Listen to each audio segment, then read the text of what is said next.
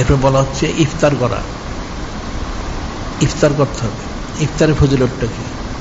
হাদিস রয়েছে মান ফাত্তারা মুমিন লাইলাতা আশরা মিনাল মানফ কানা আফতার ইনদা জামিয়া উম্মতি সাইয়্যিদিনা হাবিবনা সাল্লাল্লাহু আলাইহি ওয়াসাল্লাম। দুইটা হাদিস, একটা মান ফাত্তারা মুমিনান লাইলাতা আশর, মান ফাত্তারা সায়মান লাইলাতা আশর মিনাল মুহররম।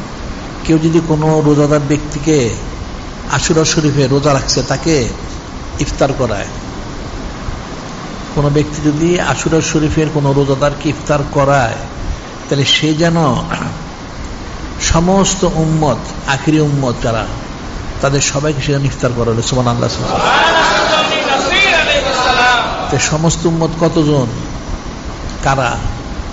আসলে উম্মতের দুই প্রকার, উম্মতে ইজাবত, দাওয়াত।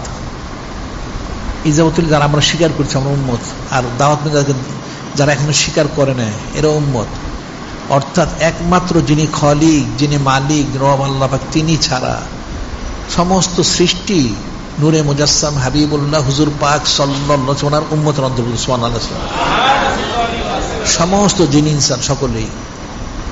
তাহলে আশুরা শরীফের কোন রোজাদারকে ইফতার করালে যে সমস্ত উম্মতদের ইফতার করার ফজিলত সে লাভ করবে। সুবহানাল্লাহ। সে লাভ করছেন কুলু আশরাবু ওয়ালা তুসরিফু ইন্নাল্লাহা ইউহিব্বুল মুসরিফিন। খাও, পান করো, অপচয় করো না।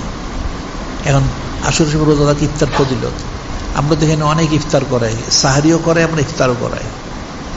এখন কেউ যদি শরীর থাকে এখানে, তাহলে সে ফজিলতটা পাবে। এখন এখানে আর একটা মাসালা আছে যেটা আমরা সবসময় বলে থাকি, এখন কেউ যদি কোনো আশুরা শরীফে কোনো রোজার ইফতার করায় সে ফজিলত পাবে। এখন এই জন্য সে কাউকে দাওয়াত দিল, এখন যে দাওয়াত দিল তার দাওয়াতটা গ্রহণ করতে হবে, তার বাড়িতে যেতে হবে। এখন যে দাওয়াত সে তো ফজিলতটা পাবে, আর যে দাওয়াত খাবে সে তো ফজিলত পাবে না, তাহলে কি করতে হবে?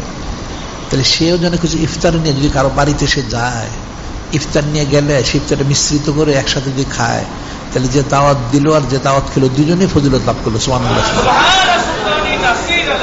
আর আমরা এখানে তো 9 তারিখ 10 তারিখ 2 দিনই ইফতার এবং সাহরির আমরা ব্যবস্থা করি। এখানে যদি কেউ শরীক থাকে, তাহলে এখানে যত হাজার হাজার লোক যারা ইফতার করে বা সাহরি করে, তাদের সকলে ফজিলতটা সে লাভ করবে। সুবহানাল্লাহ। একজন উম্মতকে ইফতার করে যদি সমস্ত উম্মতকে ইফতার করার ফজিলত পাওয়া যায়, তাহলে হাজার হাজার উম্মত ইফতার করলে কত ফজিলত পাওয়া যাবে?